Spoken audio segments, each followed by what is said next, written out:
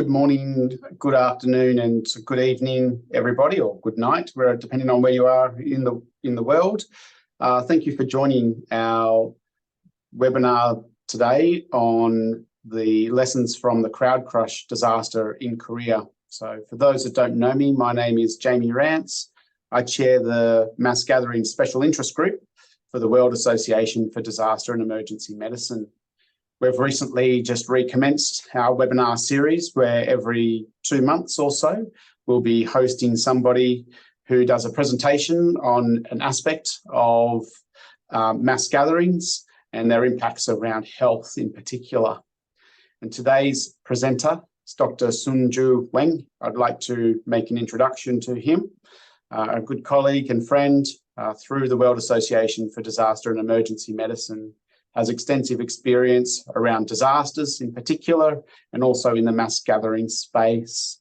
So I'd like now to hand over to Soon-Joo and welcome you all for the presentation today. Thank you. Thank you, Chair Jamie.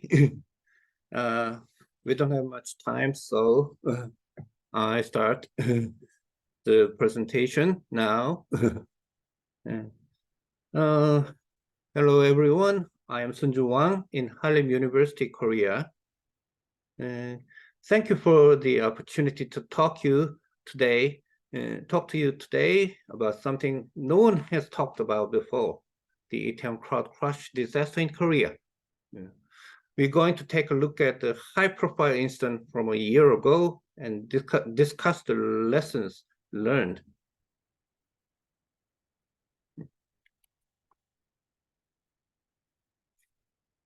Yeah, my presentation is organized into 2 parts, understanding and lessons. As you can see, today's presentation has been made in consultation and cooperation with the Itaewon Crowd Crush Research Group.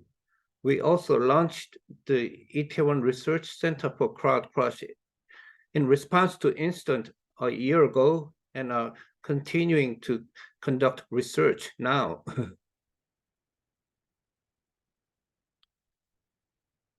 Yeah, the first part. Let's start with understanding Itaewon crowd crush.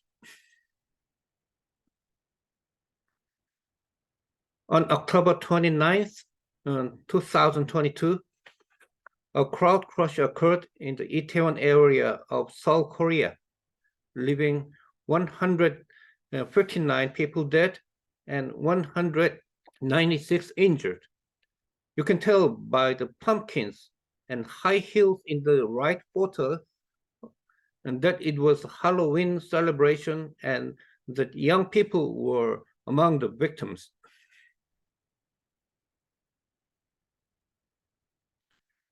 Let's take a look at the situation in chronological order.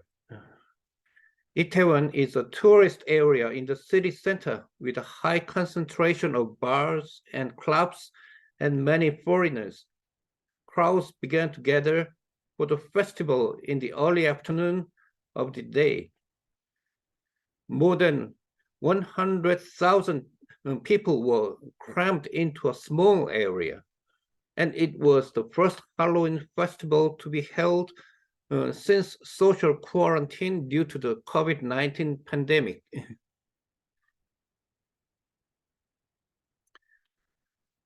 To understand the disaster, we need to understand the key location of the disaster.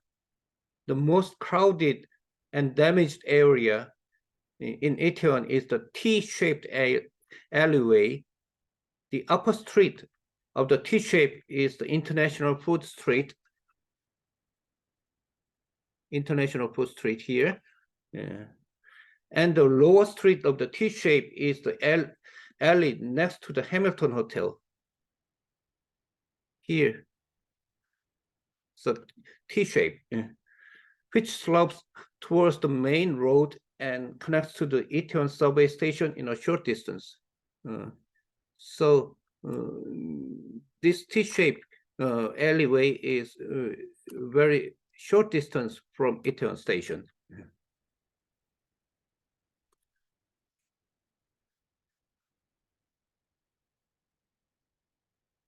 On January 7th, 2023, our research team visited the site and found a 50-meter long alley with a 15-degree downward slope and a bottleneck point where it narrows from 4 meters to 30.2 meters.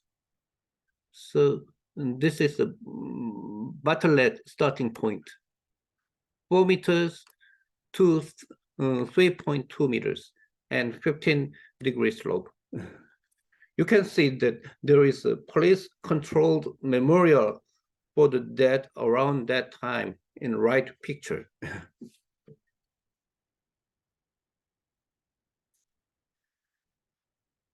It is believed that the crowd flow from the T-shaped alleyway began to gather in the alleyway next to the Hamilton Hotel and collided with the crowd flow coming from the main road.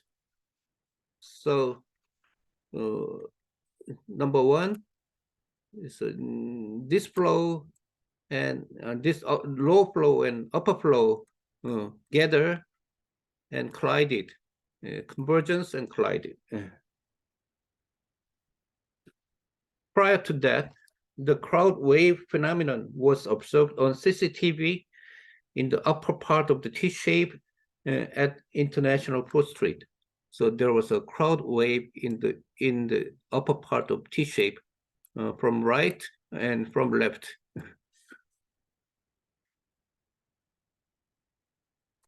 And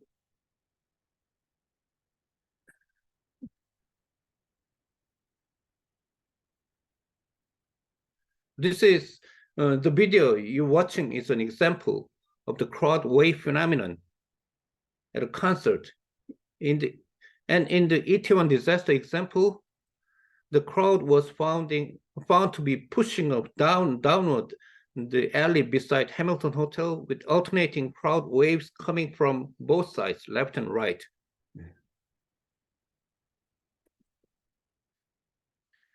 As time went on, more crowds gathered in the alley from the three directions of the T-shape. People screamed and called for help, but there was no police control of the scene at the time. Later, the CCTV was analyzed, and the first collapsed victim was found at 10:15 p.m. and by 10:20 p.m. there was a suspected suffocation and screams here and there. By the time the first rescue arrived, some victims had already expired, and the rescue was delayed due to the difficult access. The government dispatched more than 800 pre-hospital responders and 142 ambulances, but access to patients was severely delayed. After the crowd density decreased and the rescue began, many cardiac arrest victims were found, but it was already well past the golden time. However, citizens, paramedics, and police spontaneously performed many CPR simultaneously. This is a map of where patients occurred, where CPR was administered, and you can see that there were many places where patients occurred and CPR was administered, as analyzed by the Washington Post. The pink color, round pink color is the area where CPR administered, and rectangular red, yellow color was place where video shows crowding.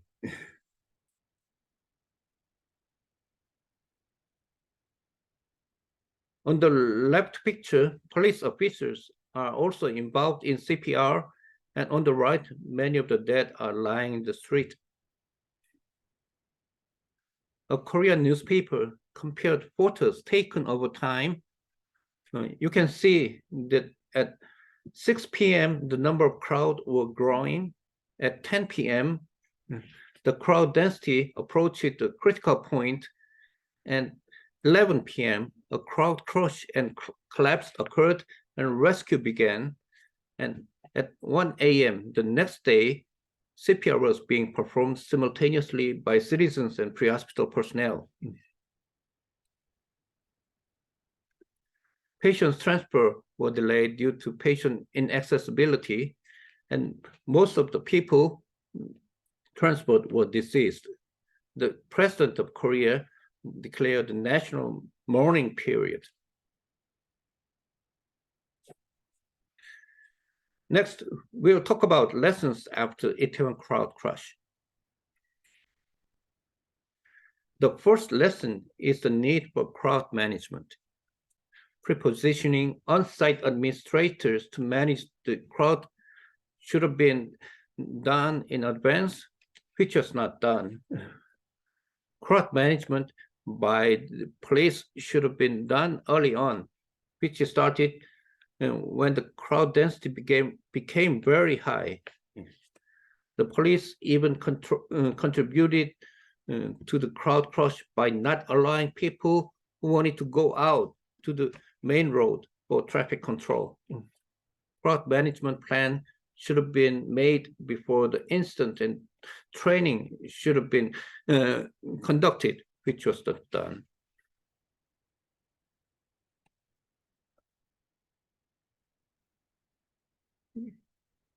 Later, the Seoul Metropolitan Police Department, with expert advice, created 4 stages of crowd crush response, and we are developing a medical response for each stage by Seoul Police. The concepts are crowd packing, the first stage, the second stage, crowd floating, the third, crowd crush, the last 4th stage, crowd collapse. And each stage is based on the density of the crowd per area. The Seoul Metropolitan Police Department conducted the disaster drill based on the 4-stage crowd crush response.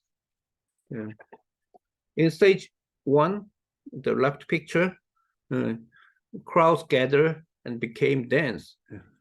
And in stage 2, the right picture, crowd floating occurs. In phase 3,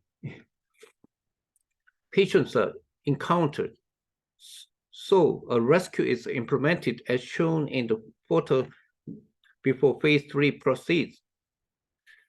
Phase 4 is too risky to run a real disaster drill. So we assume that the response in phase 3 was successful, and the disaster drill ends with crowd management, traffic management, and patient transport. The second lesson, recommendations for preventing crowd crush includes the following. Efforts should be made to manage traffic, including suspending subway service in the area to reduce the number of people entering the area. It has also been suggested to apply AI technology to CCTV to warning of dangerous crowd density and detect patient outbreak early. Illegal construction should be managed to prevent bottlenecks phenomenon from occurring the accident.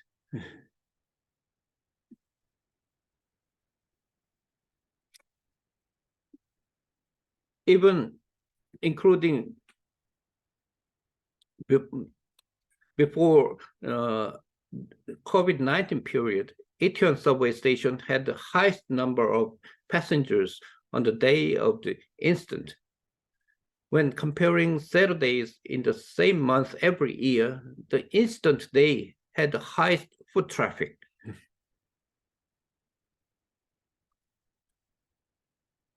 The alley is narrowed by illegal construction.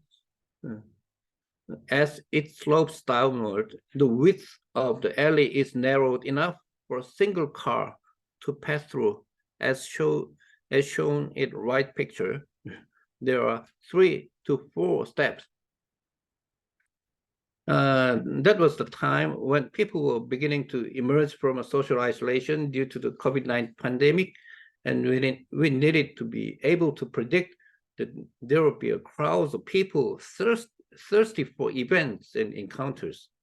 This can be done by combining social network services with AI to analyze search the specialized terminologies. Predicting crowds on a map can also be aided by cellular phone usage and credit card usage in a given area.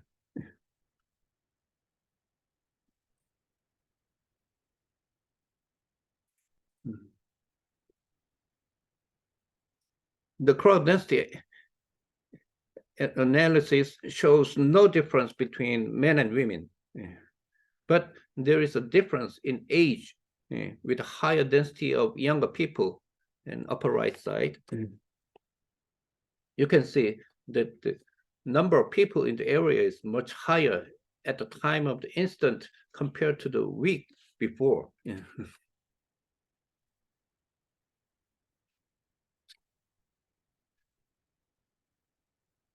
And an important concept unique to crowd crush is that the cause of death is asphyxiation by external force.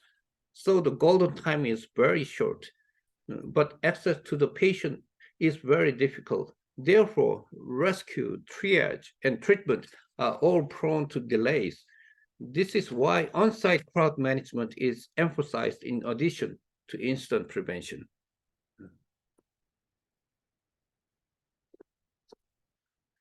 And there are 2 perspectives on what is important in crowd crush. Early access to the patients and correct CPR. As video footage of CPR being administered in the field to multiple patients simultaneously was shared and exposed through the media. There were comments about how frustrating it was to see cardiac arrest because asphyxia arrest can be treated with the correct CPR method. But most of the CPR was administered after a delay of 30 minutes to an hour or more in Itaewon disaster. So there was nearly no hope for a good outcome after CPR.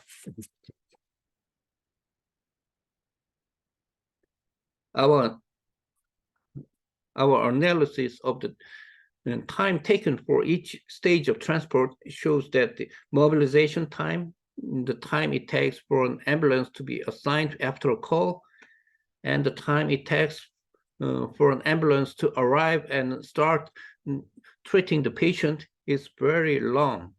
This is due to the time it takes for many ambulances to be dispatched and the inability to access the patient on scene, which delays the time to treatment.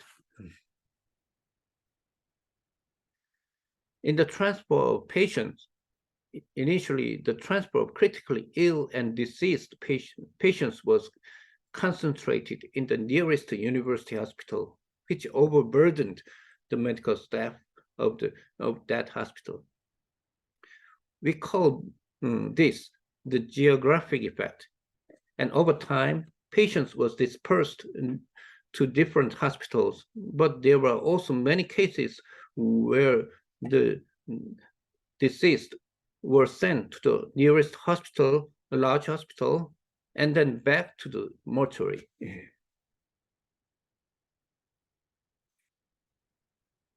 In the patient transport analysis, death and cardiac arrest accounted for 61% of all transports, nearly 2/3. The closest university hospital and mortuary were the most common destination, with the rest of the hospital being scattered.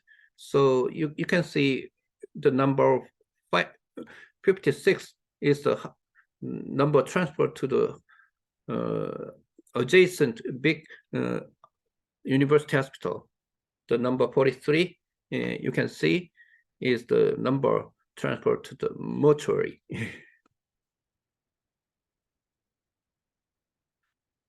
Initially, there was a geographic effect where the dead and critically ill were transported to the nearest large hospital, but over time, they were dispersed.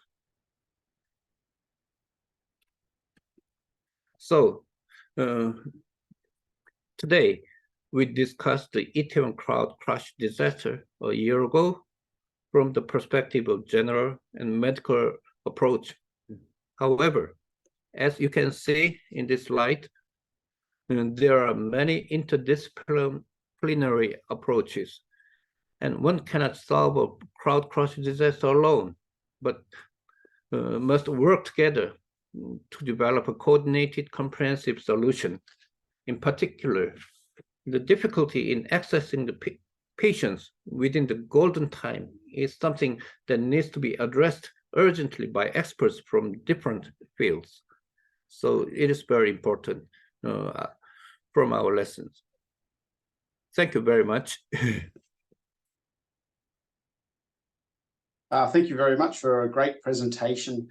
What we're going to do now is move into some questions and answers. So if people have particular questions for Soon-Joo in relation to the presentation, please add them to the Q&A section and I'll post them to Soon-Joo to answer. Additionally, if you've got some questions in relation to WADM or mass gatherings in more general, please feel free to post those questions as well. So the first question is, great presentation. The pictures of mass participation is really important to demonstrate the complexities, what's going on here. Prior to the event, what steps had authorities put in place to prevent any kind of mass casualty incident like you've described? Were there anything that had already been put in place?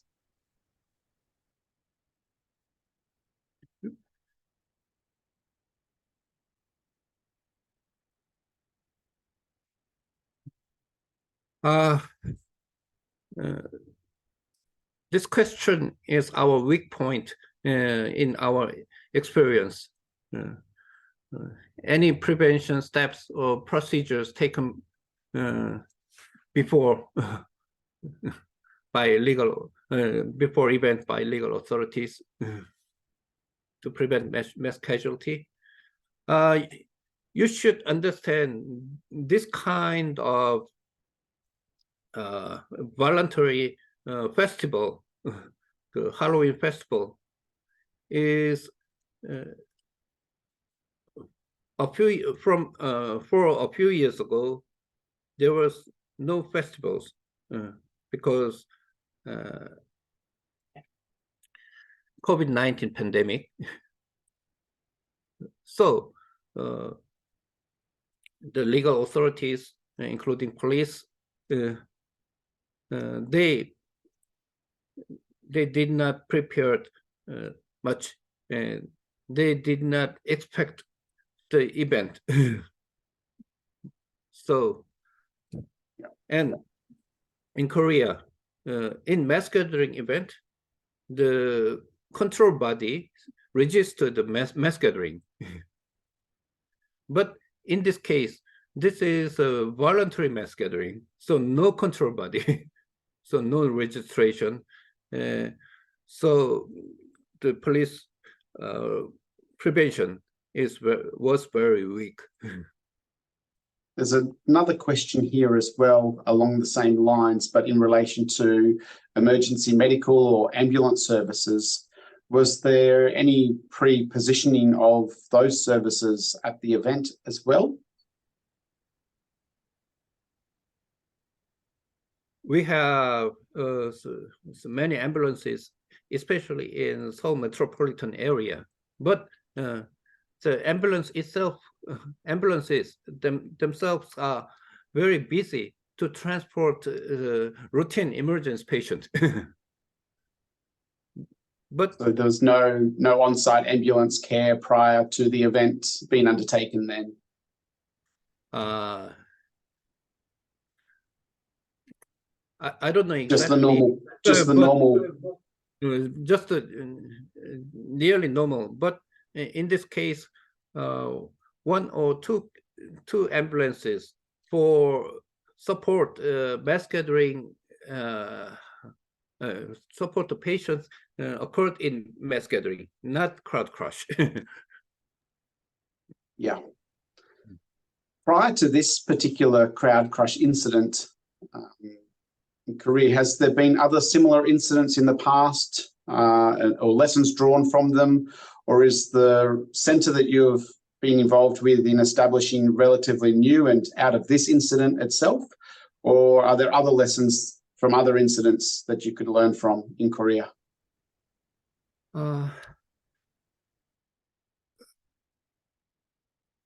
I surveyed this kind of crowd crush incident in Korea, and in 1950s, similar incidents in the Seoul station occurred, and about 20 years ago, there's an incident in the stadium, not in Seoul.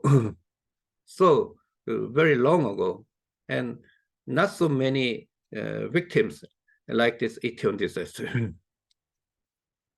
So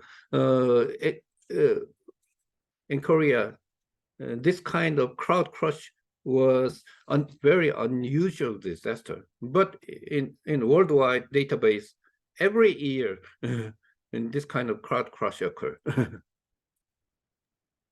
Yeah. Can you tell us a little bit about when there was a response to the scene? What kind of triage principles applied to the particular situation? Did they use disaster types of triage, or were there different types of triage involved?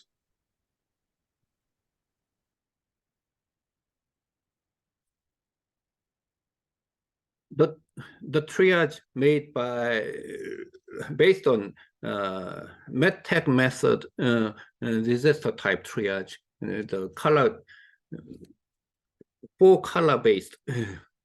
But the problem was the access is very difficult, and the time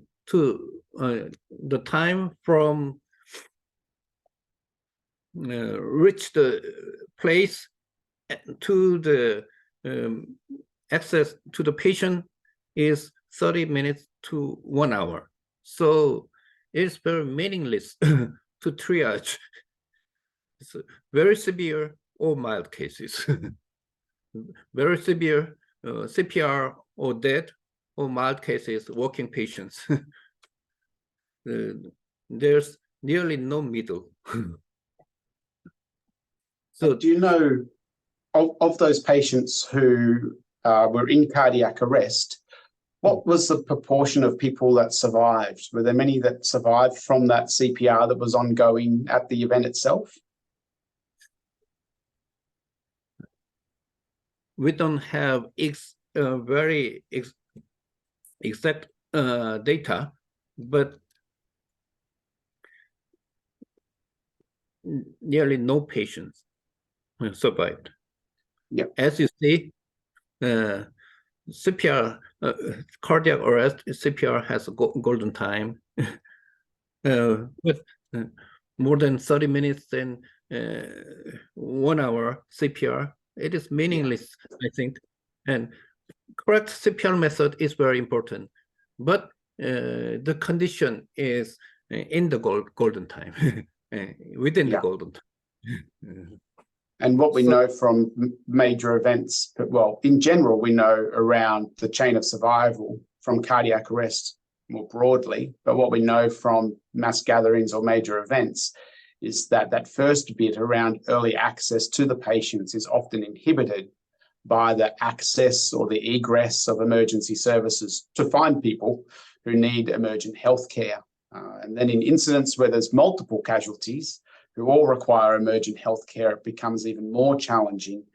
So the chances of people surviving on a day-to-day basis in our normal societies is relatively low anyway. But given the more complexities around major events and then mass casualties in major events, the chances of survival are even less. So what about the distribution of patients from the site? So you mentioned that many of them were transported by ambulance to hospitals, perhaps. how was that coordinated? Was there an even distribution to the various hospitals, or was there different levels of health services that took different patients? What was that like? The ambulance coordination is done by fire service coordination control center. In the center, every time there's a doctor as a coordinator. But in this case, this is a disaster, not a usual dispatch to the routine emergency patient. It's different. So the first stage, any ambulances we can use, we gathered ambulance and send the Itaewon area. But the problem is ambulance is waiting for meet the patients. We cannot get access to the patients in the crowd. The real situation. Yeah, I was going to say. So what is different? What is different now? There's another question around now trying to reach patients in this particular situation. What's different now, and what are the lessons learned from the ambulance or emergency medical service perspective? What are they going to do different this year or next year? Yes. Maybe the difference will be disaster ambulance dispatch preparedness for some kinds based on the simulation. But I think the simulation is different from real world. So every time in this situation, some kind of chaos, as see in the citizen's perspective. But as you know, every disaster is chaos, but we want controlled chaos, not uncontrolled chaos. So the gathering the ambulance from around area, we can do in Korea and in the future, but in Itaewon case, the problem is in the early stages, the transport is focused to nearby big hospital. So yeah, another disaster place in nearby big hospital. So EMS experts and control center recommend the distribution of ambulance, but fire department want to transport the closest hospital, and about 30 minutes to 1 hour later, fire department accept our advice and distributed the ambulance. Can you tell us a bit now about how interagency cooperation happens between pre-hospital healthcare providers, police, other public safety officials at the event? What's changed now? Do you have coordination centres established? How is it happening now after this event? What lessons have you learned from coordination perspective between agencies? Legally, we have a disaster coordination center controlled by fire department, but in this kind of disaster, it was not useful.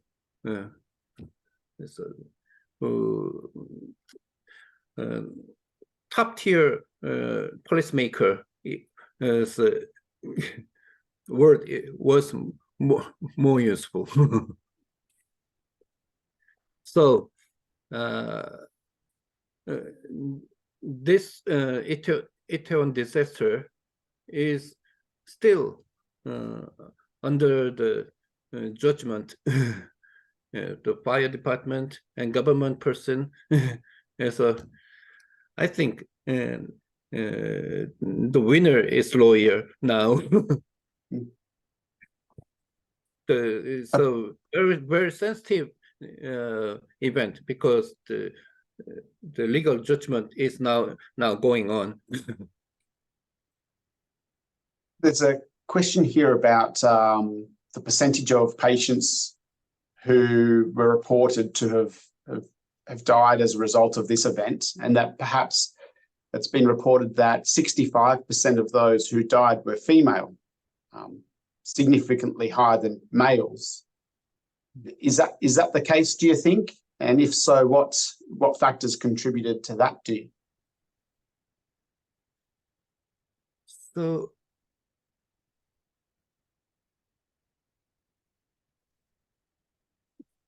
first, we think the crowd crush in the sex, male and female participants are similar. There's some tendency to more victims in the female side. We did not analyze but for female preference of the victims, but principally the crowd crush mechanism, the outside force, and the weak victims. So disaster, the vulnerable people are weak for disaster, as you know. This is a similar concept, especially crowd crush has a sustaining power to breed. I suppose. Yeah. Following the event, there's some questions about any official reports that may have been released as a part of an inquiry into the event itself. Has there been any official reports posted somewhere that we could share, or? No report. This is under legal judgment. So fire department, policemen, and government people, they do not want report. The report can influence the legal judgment result. But in the parliament, there was some discussion, official discussion about this disaster. That is the only report, only official report from the parliament. But there's no Itaewon crowd crush official report. I think it can not be done in this government. Yeah, I suppose it is very difficult problem, political and legal problem. Yeah.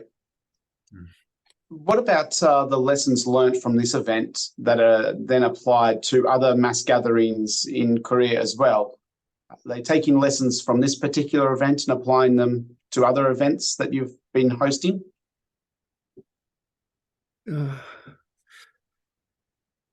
Many mass gathering events are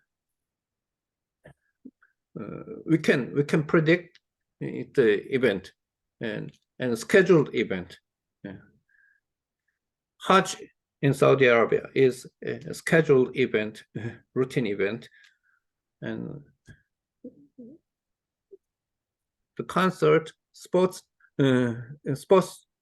stadium event is scheduled event, which required the event should be registered. But this Halloween event is voluntary events by SNS, social network service. How about gather in Itaewon? This kind of this was in this Itaewon Halloween event is this kind of event, not controlling body. Just recommend gathering everybody, young people gathering in Itaewon. So this kind of voluntary event we should control also.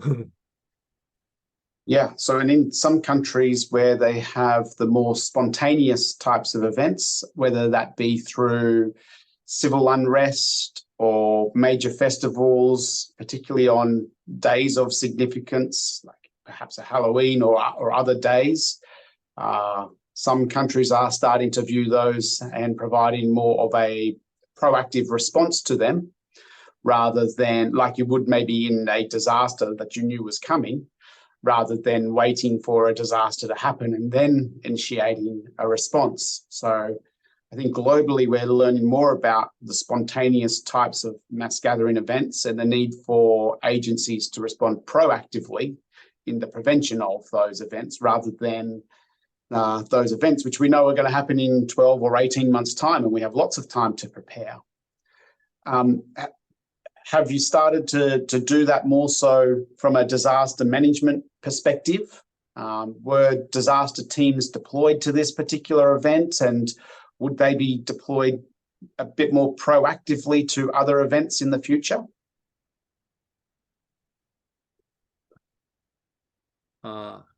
So you mean planning other events? Yeah, so if you have the planned events, which we can plan for 12 or 18 months, 2 years for big events that we know are happening.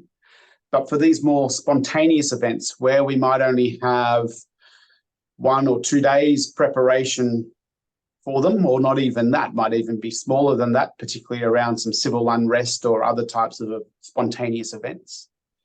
Yes. What's the health response to that? Is it a disaster team that you use then, or is there a special mass gathering team, or what's the recommendation around some of that response? After Itaewon crowd crush disaster, Korea also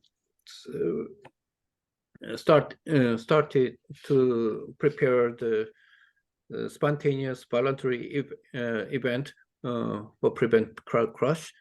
Traditionally, in Korea, we have experience to hold Olympics, World Cups, and big events and big sports events, and there's no problem. There was no problem because it was a registered event and it prepared for several years, and there were many resources for persons and planning and materials and money. But in this kind of Itaewon event, there's no preparation resources prepared before event. Yeah. Other than the simulation pieces that we saw in your presentation, do the simulation things in your events now, are they video recorded so that they can be shared amongst different agencies? Is there much sharing and intercollaboration with the simulation preparedness? Simulation by video. Yeah. For analyzing this Itaewon event, the key material is CCTV material, but only police have no there's no exposure to other Okay. others. So we interviewed many persons and reconstruct the real situation, and we simulated similarly. This is the limitation of our result. Are there any guidelines now around the construction of temporary structures in areas like this, noting that some of the areas did have temporary like structures in place. Is there anything, legislation or guidance now around those temporary structures to prevent the funneling and crushing of people? Yeah, one of the problem was temporary illegal structures get into the road or alley. Yeah, And there is also guideline and law, but the owner of bars and restaurants, they do not keep. That was the problem. So after that,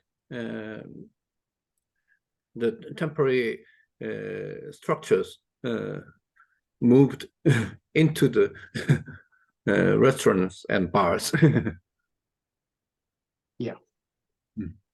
A couple of questions around the equipment that ambulance or emergency medical services should have in relation to these types of events. Is there any specific equipment that you would recommend is of importance in this type of event to help increase the survival of people if there was a crash?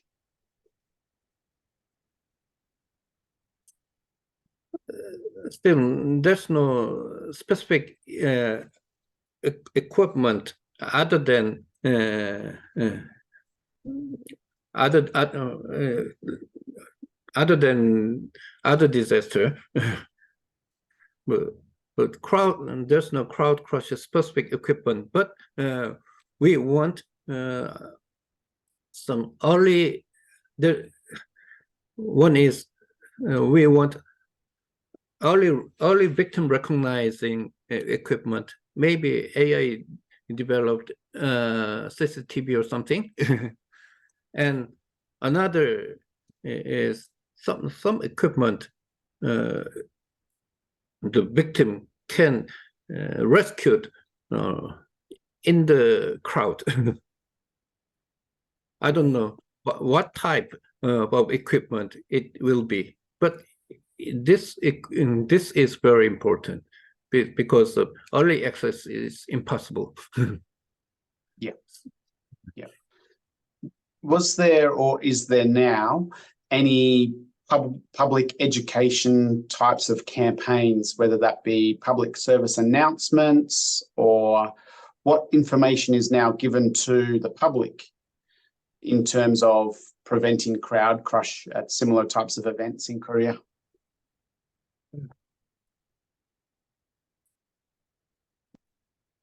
And we want to make some prevention guideline and to the citizen, but still this day, mentioning the Itaewon crowd crush is some sensitive issue in Korea, politically and by perspective of victims' family, still going on. The problems are still going on. After solving that situation, the nationwide guideline will be dispersed. But our Itaewon Crowd Crush Research Center is making that guideline and media material now. Can you tell us a little bit about the people involved in the event? Were there many foreigners involved in the event? And if so, how was their healthcare coverage impacted? They covered by health insurance, or how was their care undertaken? I don't know exactly, but I heard if a person was registered as a victims of Itaewon, they got help from government. Yeah. and even they are Korean people or foreigners. Okay. Last couple of questions that are still here. One is about air support services. So understandably, it's in a city with narrow egress and access. Korea use air support or aeromedical evacuation at all in terms of mass gathering planning, or is that something a bit outside the scope of what you do?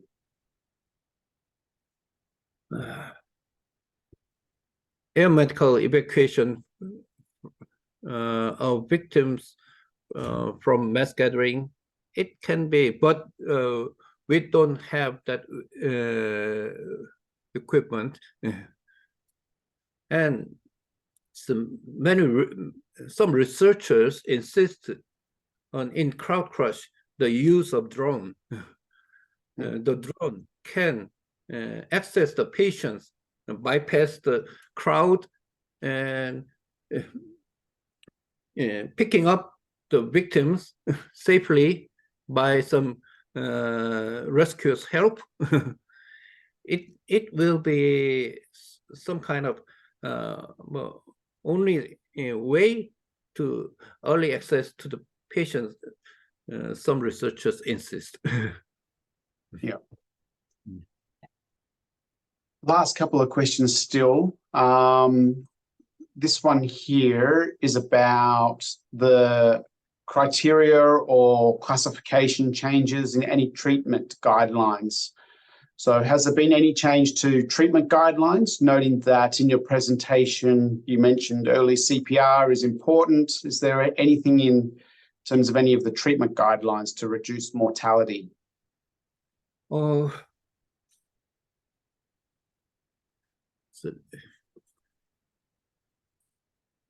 resuscitation CPR guideline has not changed, but the application, in the application, we consider the crowd crush situation. So personally, in crowd crush, early access should be solved. So the first step is blocked in crowd crush situation, especially in urban area, and it's a narrow high crowd density area. So I want in the CPR guideline in early access special situation, crowd crush should be considered. In terms of the distribution of patients when they've been identified that they need to have more definitive healthcare. So we've spoken a little bit about the distribution of patients by ambulance from the scene to hospital. How does now the field commander assist in the distribution order of patients? What's different now rather than just putting people in ambulances and sending them off? How is now command and control at the scene itself being more ordered? In Korean system, the pre-hospital ambulance is controlled by fire department. Also, fire department has a doctor, and the fire department is under the Minister of Administration, and EMS department is under the Ministry of Health. So in EMS department and fire department, we have some SNS group SNS talks, and we recommend distribution first. So no close transport to dead patient, but initially the fire department did not respond our recommendation, but after that, accepting our opinion, they distributed. So, high control body controlling fire department and EMS police is a high politician. Yeah. And the final question here is around formal teaching in crowd control and crowd management. Is there more specialist training for medical units around crowd crush and crowd control? Yes.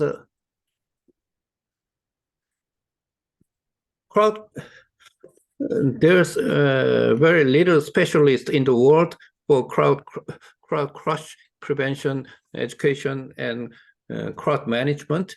The content of crowd control is the medical part is small. The general part is bigger, but medical part is important. I know some specialists worldwide, but the crowd crush is not the common disaster. So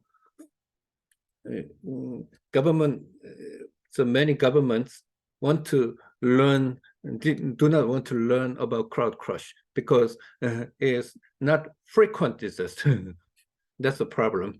So, so we want to make us some online education and training course with our experts group, but we have some obstacles by government and public. The personnel do not want more. Yeah. Well, thank you very much for a very insightful presentation. Thank you very much for everybody attending, asking some questions. I haven't been monitoring the chat, but I note in the chat there seems to be a lot of good conversation and sharing of resources there as well. Thank you all very much for engaging in that as well. What happens from here is this presentation will become available online in the next day or two, so please feel free to share that. The World Association for Disaster and Emergency Medicine has a mass gathering special interest group. So if you're interested in health aspects of major events, please join WADM. It's a great opportunity to share and learn from one another internationally. So thank you very much again to Soon-Joo for your insightful presentation. Thank you everyone for attending. And I look forward to seeing you at our next webinar. Thank you very much.